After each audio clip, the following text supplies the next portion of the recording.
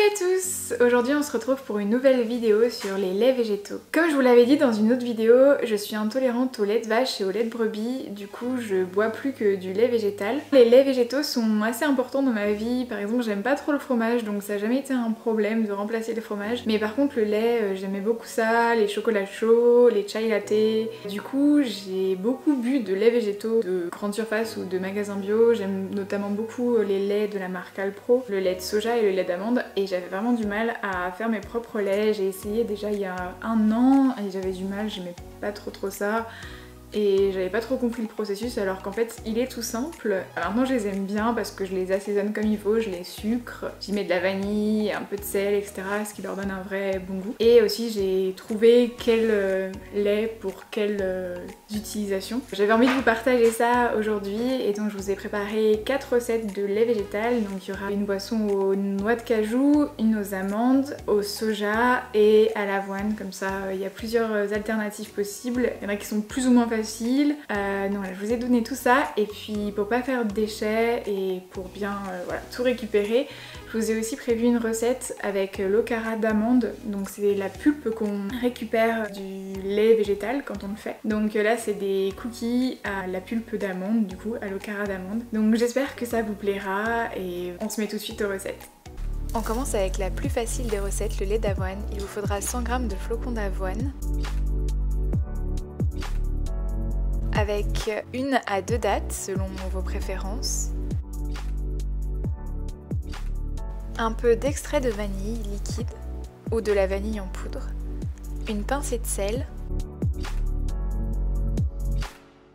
et une poignée de noix de cajou qui ajoute un côté crémeux mais c'est facultatif. J'ajoute ensuite 1 litre de lait.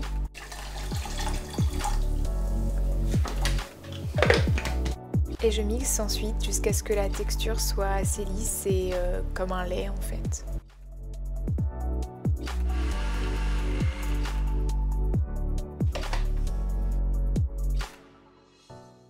Ça doit donner quelque chose comme ça, j'essaye de vous montrer un peu mieux mais il y a beaucoup de mousse. Donc voilà, c'est très crémeux et bien mélangé. Ensuite j'utilise une étamine pour enlever les résidus d'avoine et de dattes. Mais vous pouvez aussi utiliser un sac à vrac, ça marche très bien si vous n'avez pas d'étamine.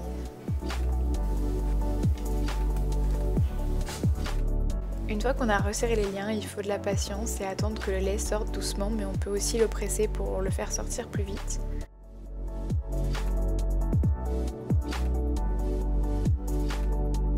Une fois que vous avez fait sortir tout le lait, vous obtenez l'avoine qui restait. Vous pouvez l'utiliser dans des porridge, vous pouvez aussi l'utiliser dans des cookies ou dans des pâtes à gâteau, etc. Et voilà le résultat, le lait d'avoine se boit plutôt froid dans un granola ou dans des pâtes à gâteau. Lorsqu'il est chauffé, le lait coagule et c'est vraiment pas très bon, donc je vous conseille de le garder froid. On continue avec les laits d'amande et de cajou qui sont mes préférés. Il vous faudra 100 g de noix, de cajou ou d'amande. Pour ces deux recettes, il faut faire tremper la veille les amandes ou les noix de cajou, puis les égoutter et bien les rincer.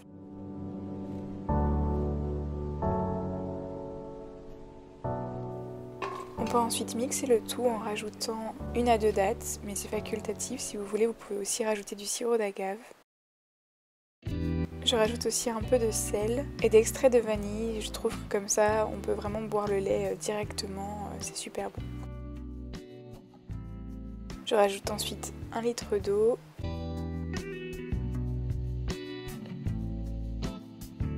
Et maintenant on mixe, ça prendra quelques minutes selon la puissance de votre blender.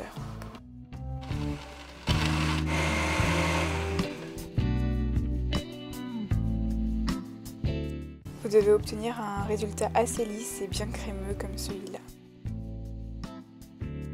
Comme le lait d'avoine, on filtre ensuite avec l'étamine. Mais si vous avez un bon blender, ce n'est pas forcément nécessaire avec le lait de cajou.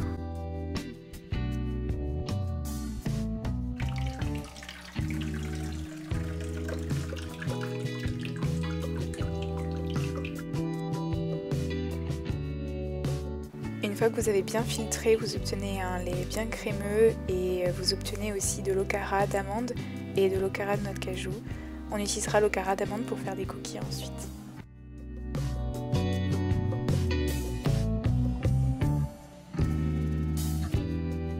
on finit avec le lait de soja qui est un des plus difficiles même s'il reste assez facile. Vous trempez 100 g de graines de soja décortiquées comme celle-ci la veille ou au moins 8 heures avant. On les égoutte ensuite et on rince bien.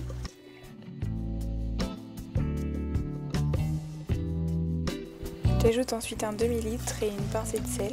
Je n'ajoute pas de date ni de vanille parce que ce lait pourra me permettre de faire des préparations salées aussi. Et ensuite je mixe jusqu'à ce que les graines soient bien broyées.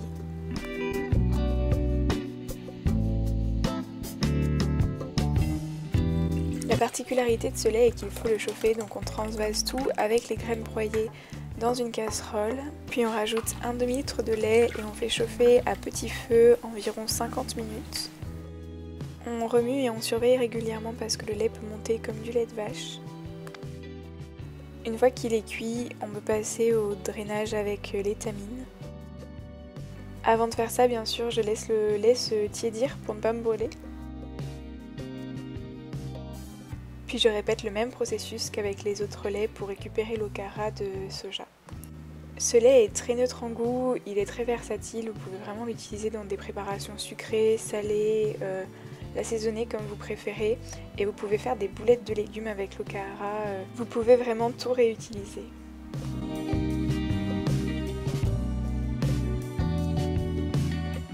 On passe maintenant à la meilleure partie, les cookies. Je prépare d'abord le liant avec des graines de lin moulues et 3 cuillères à soupe d'eau, ça servira un peu comme un œuf. Je mélange bien et je laisse reposer, les graines de lin vont gonfler. Je prends ensuite l'okara d'amande, ici j'ai pesé mais il y avait 110 g, j'ai pris tout l'okara d'amande de 1 litre de lait. J'ajoute ensuite 2 cuillères à soupe de farine de petite épaule, vous pouvez aussi utiliser n'importe quelle haute farine et ça fait environ 20 g. J'ajoute ensuite une pincée de sel, l'équivalent d'un sachet de levure chimique environ 10 g et un peu de cannelle selon vos goûts.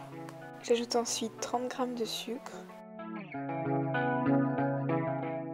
et à nouveau de l'extrait de vanille facultatif mais qui rajoute vraiment quelque chose. Je mélange bien et je vais ensuite préparer les ingrédients liquides. Je prends environ une cuillère à soupe d'huile de coco solide, c'est-à-dire 15 g, ainsi qu'une cuillère à soupe de sirop d'agave, environ 20 g. Je vais ensuite chauffer au micro-ondes en étant prudente et en remuant régulièrement. Puis j'ajoute à la préparation sèche et je rajoute aussi l'œuf vegan que nous avons préparé avec les graines de lin moulu. Je mélange bien pour incorporer tous les ingrédients liquides et je vais rajouter 100 g de poudre d'amande.